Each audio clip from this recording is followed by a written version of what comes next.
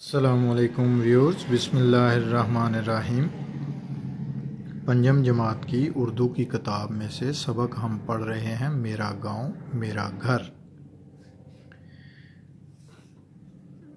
میرا نام احمد ہے، میں ایک گاؤں میں رہتا ہوں۔ میرا گاؤں ایک مثالی گاؤں ہے جہاں جدید اور قدیم طرز زندگی کی تمام سہولتیں حاصل ہیں۔ میرا گاؤں دیہاتی زندگی کی بھرپور جھلک پیش کرتا ہے۔ میں 5ویں جماعت کا طالب علم ہوں۔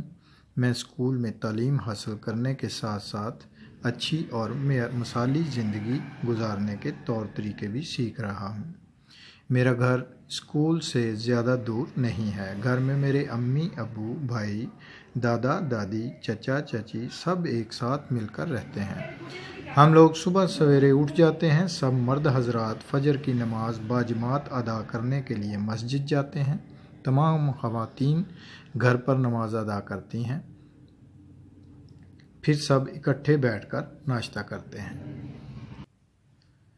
گاؤں کے لوگ خالص غذا استعمال کرتے ہیں، اس لیے وہ صحت مند اور توانا رہتے ہیں۔ دیہاتی لوگ گھروں میں مرغیاں، بکریاں، گائے اور بھینس پالتے ہیں۔ ان پالتو جانوروں سے انہیں گوشت، انڈے اور خالص دودھ حاصل ہوتا ہے۔ گائے اور بھینس کے دودھ سے دہی، مکھن اور گھی بنا لیا جاتا ہے۔ میں ناشتے میں دہی کی لسی بہت شوق سے پیتا ہوں۔ میرے گاؤں کے زیادہ تر لوگ کھیتی باڑی کے پیشے سے وابستہ ہیں۔ میرے گاؤں میں عید کا تہوار بھی میلے کی طرح ہوتا ہے۔ سب لوگ کھلے میدان میں عید کی نماز ادا کرتے ہیں۔ سب صاف ستھرے کپڑے پہنتے ہیں۔ گاؤں کے لوگ ایک دوسرے کے گھر میں سوئیاں، کھیر اور حلوہ بھیجتے ہیں۔ عید کی نماز پڑھنے کے بعد سب ایک دوسرے سے گلے مل کر عید مبارک کہتے ہیں۔ گاؤں والے ہر موقع پر ایک دوسرے کا بہت خیال رکھتے ہیں۔ گاؤں کے بڑے بزرگ شام کو کھلے میدان میں چارپائیاں بچھا کر بیٹھ جاتے ہیں۔ میں کبھی کبھار اپنے دادا جان کے ساتھ وہاں جاتا ہوں۔ وہاں گاؤں والے اپنے اپنے مسائل بیان کرتے ہیں۔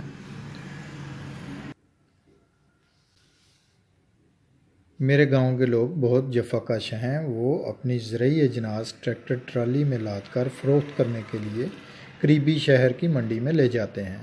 ان اجناس سے حاصل ہونے والی آمدن ہی کسان کا ذریعہ معاش ہے۔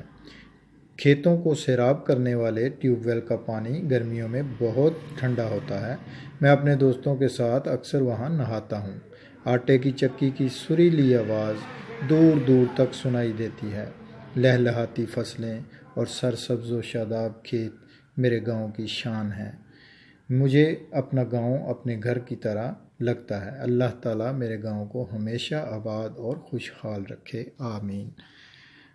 اپنا خیال رکھیے گا۔ نیکسٹ ویڈیو میں انشاءاللہ ملیں گے نیکسٹ سبق کے ساتھ۔ اللہ حافظ۔